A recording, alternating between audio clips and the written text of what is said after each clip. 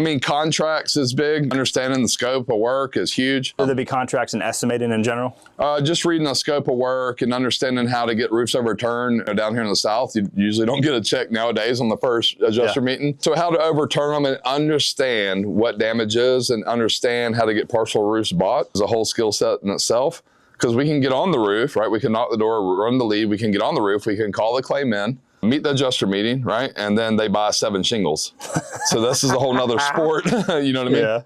Yeah. So understanding products, understanding compatibility, understanding repairability, understanding what the policy is for, understanding the roofing system, you know. Policy types, carriers. Policy types, ACVs, roof payment schedules, blah, blah, blah. So understanding this, because this is one part, right? The getting on the roof and calling it in, that's amazing in itself, right? Yeah. Now we don't got it called in. Now they get the scope of work and they said, hey, they paid, $800 and that's below my deductible. What do I do now? Yeah. So that's a whole nother process. And so this is both understanding the insurance policy that the homeowner has. It's understanding the patterns with the carrier that they have. Understanding the type of policy, what steps you have. We're pulling it, get their deck page while we're on the roof. Yeah. So we know we're not calling somebody that has a 3% deductible and can't pay it. Yeah. Because we'll just do the math right there and say, hey, your deductible's $9,000.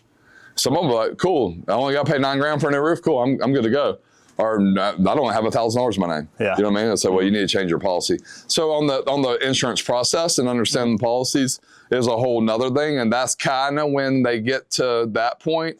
And then by this time, when they start understanding this, they already got a truck and a ladder. Yeah. Because they've already got some wins, right? We've already helped them get some wins. When is it owner not doing this and like a sales manager or someone else not owner helping them do this?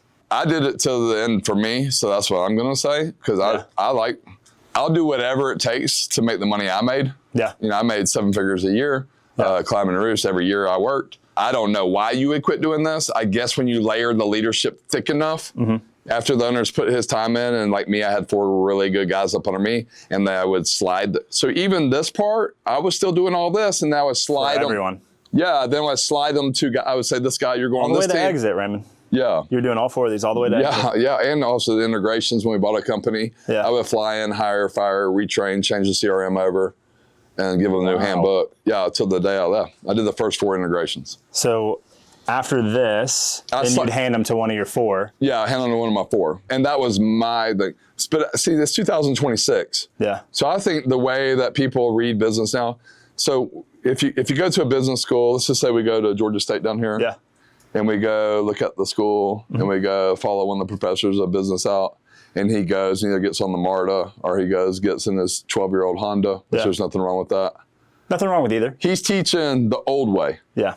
And I don't want the old way. Yeah. Because when I walk out of here, I know what I'm going to get in. It looks like a spaceship. Yeah. You see what I'm saying? So I run my business the way I want to. I don't think you can run your business like the 90s and early 2000s because it's 2026. A lot of visibility. A lot of opportunity for ordinary people to be great because they are great and they just weren't getting seen before, or that piece of paper was holding them back. So I think that somebody with a skin in the game needs to still be doing what I'm not saying an owner, but somebody with a nice override that's performance-based only still has to do this. If you want what I have, but there's plenty of people that are cool with whatever. Less. Yeah. Yeah. And there's a lot of leaders out there. Like I said, my biggest mentor to me that I follow and I've just talked to randomly through either Messenger and I have his number or whatever. I mean, Kurt Lennington is one of the best that ever did it. Yeah.